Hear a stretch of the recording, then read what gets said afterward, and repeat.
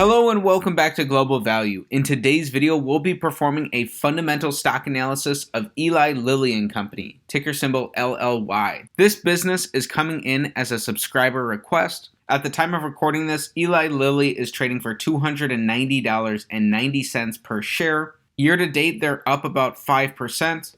Over the past year, they're up nearly 32%. Going back 5 years, they delivered a 29% compounded annual return. Going back 10 years, that return is 22% compounded annually. However, going all the way back to 2005, that return is about 10% a year. Keep in mind that this is not including dividends. So Eli Lilly has had about a $30 drawback in their per share stock price from their 52-week high. They're still trading at about $70 over their 52-week low.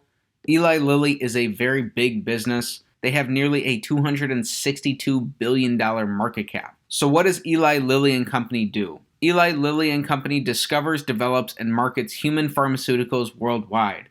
Eli Lilly is a drug company with a focus on neuroscience, endocrinology, cancer, and immunology. Lilly's key products include Verzenio for cancer, Jardiance, Trulicity, Humalog, and Humulin for diabetes, and Taltz and Aluminant for immunology. Eli Lilly and Company was founded in 1876, so this is a very old business, and it's headquartered in Indianapolis, Indiana. Now, we'll be performing a modified 8-pillar analysis as popularized by Everything Money, taking a look at 8 different key financial metrics to come to a holistic understanding of Eli Lilly as a business based off of its financials. So let's get right into the analysis. So starting off with pillar number 1, we want their average 5-year PE to be below 22.5.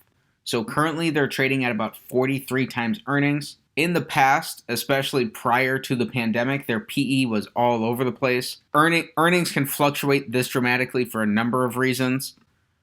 If we kind of take out some of this dramatic fluctuation, Eli Lilly has traded all the way as low as a 21 times earnings multiple, but it averages out at trading at about 33 times earnings. So this is an X on pillar number 1. Pillar number 2, we're looking for their average 5-year return on capital to be above 9%. Eli Lilly does a great job here as a established pharmaceuticals business.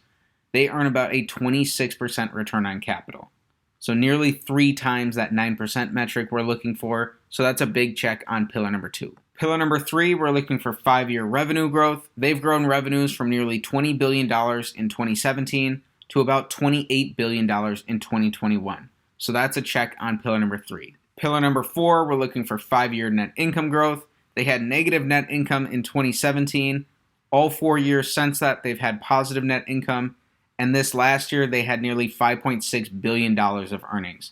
So that's going to be a check on pillar number 4 as well. We've got 3 checks over our last 3 pillars, and so far we're 3 for 4. Next up, for pillar number 5, we want their shares outstanding to be decreasing. So we see that here. They bought back shares and decreased their shares outstanding from just over 1 billion shares outstanding in 2017 to about 911 million shares outstanding in 2021. So that's about a 10% buyback there. Shares outstanding are something that the average investor really isn't looking at too heavily, but they can really make or break an investment. When you purchase a share of stock, what you're really buying is a fractional ownership percentage of that underlying business.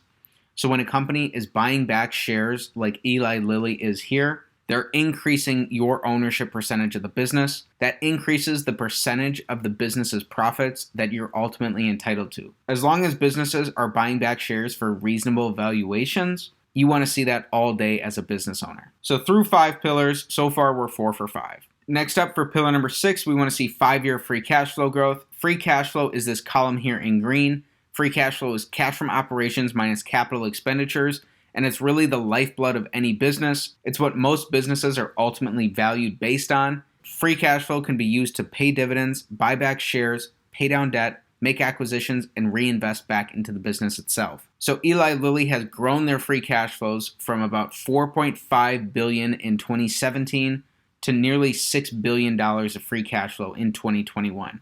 So that's a check there on pillar number 6. Averaged out over this time period, Eli Lilly produces about $4.7 billion of free cash flow in an average year. We'll use that to evaluate how Eli Lilly is utilizing leverage in their business, and then also to compare their market cap to what their free cash flows are actually able to produce. Pillar number 7, we want their net debt, which is long and short-term liabilities minus cash and short-term equivalents, to be below their average 5-year free cash flow multiplied by 5. So at the end of 2021, Eli Lilly had $12.4 billion of net debt. This is the amount of debt that they would have had left over after subtracting all of their cash. We want this to be below that average 5-year free cash flow of $4.7 billion multiplied by 5. When we do that calculation, that's nearly $24 billion of free cash flow. So that's more than double what their net debt currently is. So that's a check on pillar number 7. What this means is that Eli Lilly utilizes moderate levels of leverage in their business. They're not overly levered. They produce more than enough free cash flow to be able to reasonably pay off all of this debt. So that's a good sign here.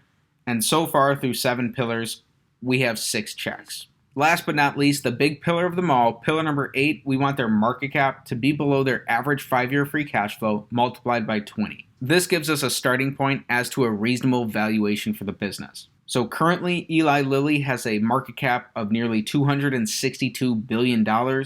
When we multiply their average 5-year free cash flow of $4.7 billion times 20, that only brings us to $94 billion. So that is quite a ways off from what the business is currently trading for. Even if the business was trading at a 43 times free cash flow multiple, like it's trading at a 43 times earnings multiple, and if we multiply that times its free cash flow, that would still only come out to about $202 billion.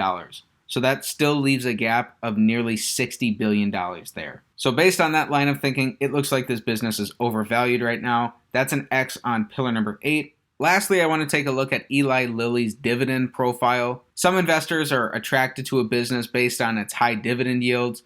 Really, the more important thing is to make sure that that dividend is sustainable into the future. And the only way that a dividend can be healthy and sustainable is by being fully supported by its free cash flows. So looking at these per share metrics, we can see that Eli Lilly has earned more cash flow in all 5 years than it's paid out in dividends.